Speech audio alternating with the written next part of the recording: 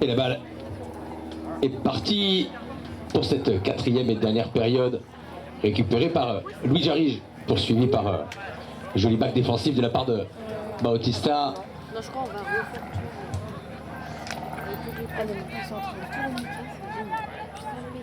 Il frappe au goal. Pancho, dès ce début de première partie, et c'est un nouveau goal pour l'équipe animalès. 5-2.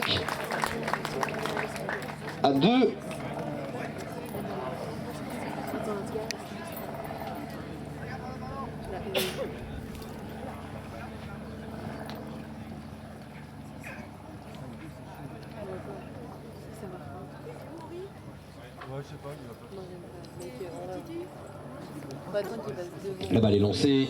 Ouais. La balle dans le maillet de Louis Jarige. Il est passé devant. Back défensif récupéré par Tristan Bétois pour la Bamba de Areco. Bauti. Back à gauche pour Pancho McLaughlin. Au marquage avec Louis Jarige. Il a pris en revers. Joli back de nouveau.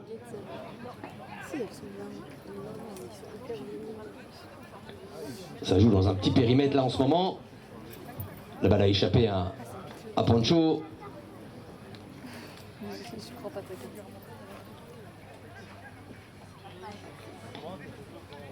Pancho McLaughlin toujours avec Pierre-Henri Ngoumou.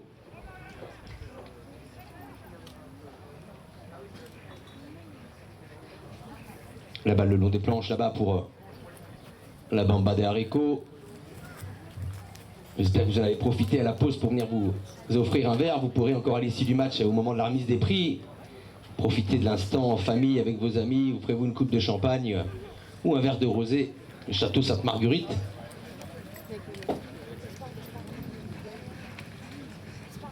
Louis Jarige au marquage avec Guillermo McLaughlin, le casque Bordeaux, il a baqué, peut-être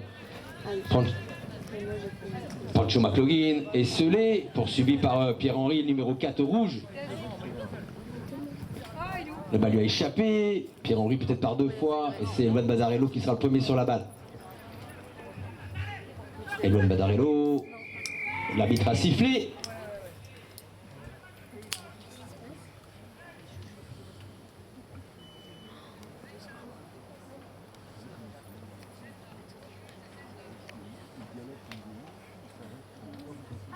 Pénalité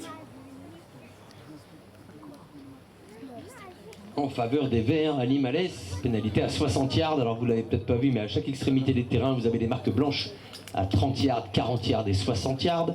On parle en yards puisque ce sont les Anglais qui ont formalisé les règles du sport, tout comme ils l'ont fait pour le rugby ou bien encore le football, puisque ce sont les Anglais qui découvrent le polo en Inde en 1839 précisément. Sachant qu'il a mis quasiment près de 2000 ans avant d'arriver en fait en Europe, puisqu'avant il était principalement joué dans les plaines d'Asie, notamment en Mongolie, et de la Mongolie il va descendre jusqu'en Inde, et c'est les Anglais qui vont le rapporter en Angleterre. Pénalité pour Pancho. La balle est rasante, elle a été contrée par Eloine Badarello pour la Bamba de Areco. Toujours 5-2 dans cette coupe de la ville de Guérande. La balle devant les tribunes avec à pleine vitesse le marquage entre les joueurs. Regardez la beauté de ce geste. Récupéré par Bautista pour Animales. Back défensif de la part de Tristan Bétois pour la Bamba de Areco, bien suivi par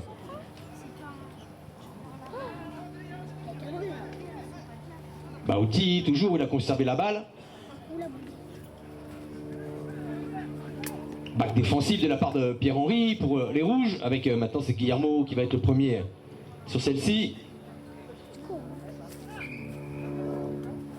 Il y a changement de monture. On est à 3 minutes 30 de cette quatrième période. 5-2. Il y a un léger avantage, mais ça va très vite dans le polo, je pense que vous l'avez vu.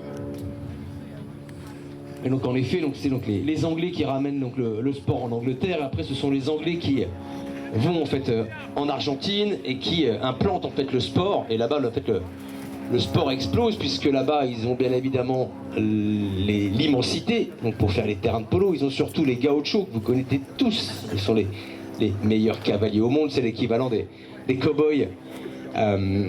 Notamment, oui, bien évidemment, des cow-boys américains. Et là-bas, le polo va exploser, puisque, en fait, ce sont donc principalement les grandes familles de fermiers, en fait, argentins, qui, le soir, après le travail du bétail, eh bien, pour se délasser, eh bien, ils pratiquaient donc le polo.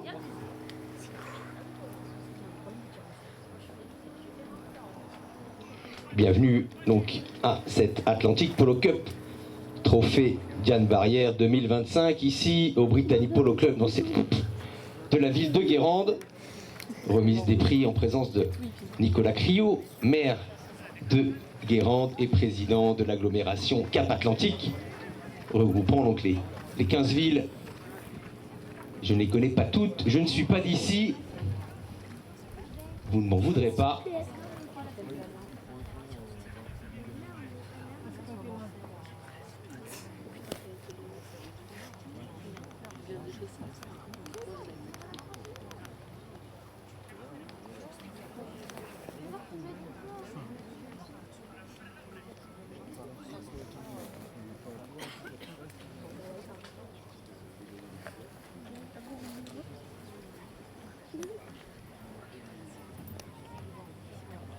Pour continuer sur cette lancée explicative un peu donc, du polo mondial, donc l'Argentine est la première nation du polo. Ensuite, on va avoir donc, les États-Unis, l'Angleterre et la France en quatrième nation en termes de pratiquants. Et après, on va retrouver l'Italie, l'Allemagne et quelques autres pays européens.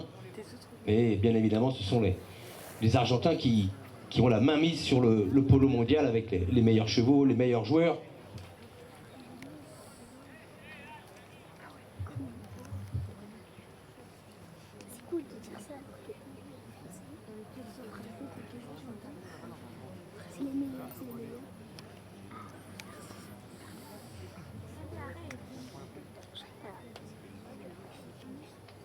La grande finale, ce sera donc dimanche 31 août à 16h30 ici au Brittany Polo Club. Ne manquez pas le spectacle avec cette finale qui s'annonce passionnante. Aujourd'hui, nous sommes incapables de vous dire qui est en finale. C'est encore les matchs qualificatifs. On aura encore un match demain, mercredi à 18h. Le prochain, ce sera vendredi 17h. Et la grande finale, donc le dimanche à 16h30.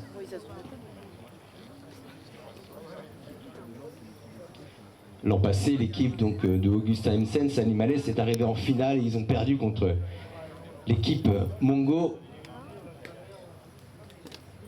Et Mungo qui était arrivé d'ailleurs en finale de l'Open de France qui se joue à Chantilly. Imaginez, là-bas c'est 18 équipes de ce niveau-là qui s'affrontent. Ça fait quasiment plus de 2000 chevaux présents sur le site de Chantilly. À Chantilly, il y a 9 terrains de polo. C'est le plus grand stade, je dirais, lié au polo en Europe, en excluant bien évidemment l'Angleterre.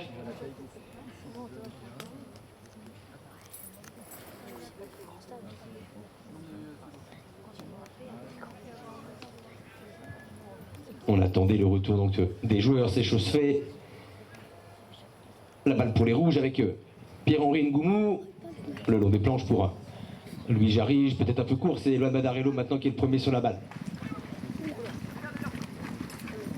La balle devant vous avec Pancho Bartogin, le jaune numéro 4. Il est parti tout seul maintenant.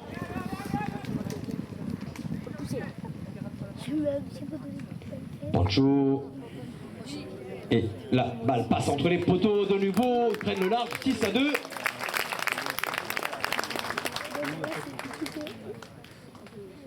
Vous voyez, ça part très vite. On était il y a quelques secondes en dégagement de l'autre côté du terrain. On est revenu quasiment à la moitié du terrain et hop, en un coup, la balle a parcouru presque 100 mètres.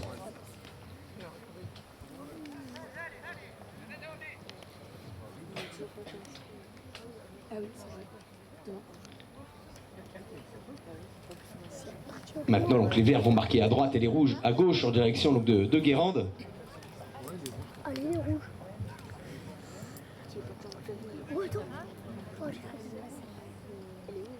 La balle est sortie des limites du terrain.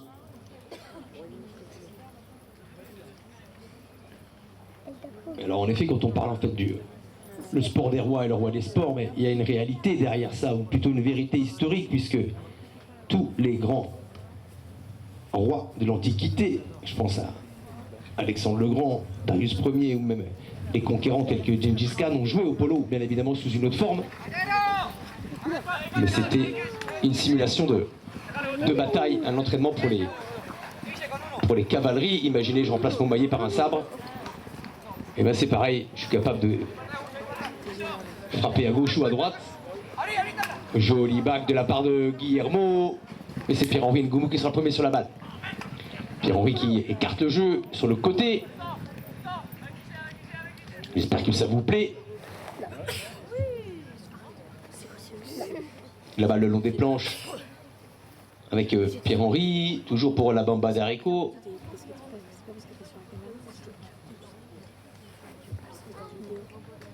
Pierre-Henri, il est passé, il accélère, mais ça sera toujours un verre de l'équipe Animales. Et donc l'équipe Animales va jouer notamment l'Open de Chantilly, l'Open de France là d'ici quelques jours à peine, et tout comme l'équipe locale ici du Brittany Polo Club. Et pour l'instant retour au jeu avec Augustin Hemsens, peut-être de nouveau. Et malheureusement, la balle est passée à droite des poteaux.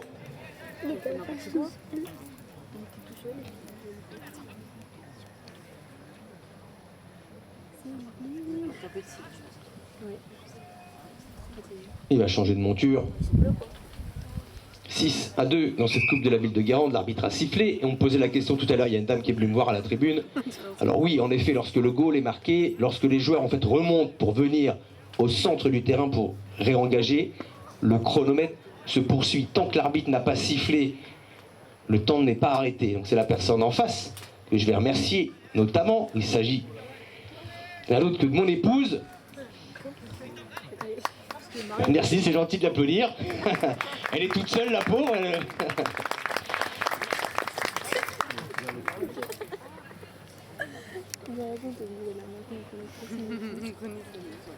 La balle avec Louis Jarige pour la Bamba des Areco. Pierre-Henri Ngoumou, poursuivi par Bautista Arastoa pour Animales. Il va tourner à gauche, il reste 30 secondes de jeu dans cette quatrième période, encore une période de jeu. Il reste 30 secondes, ils ont le temps. Il faut à peine 16 secondes pour traverser tout le terrain.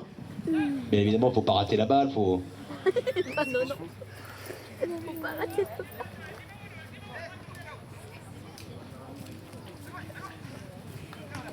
Petite passe pour Pierre-Henri de la part de Louis Jarige. Et venez après profiter donc, sur le podium juste devant vous. C'est la fin de cette quatrième période sur le score de 6-2. Il reste encore une période de jeu. Retour dans 3 minutes. Merci.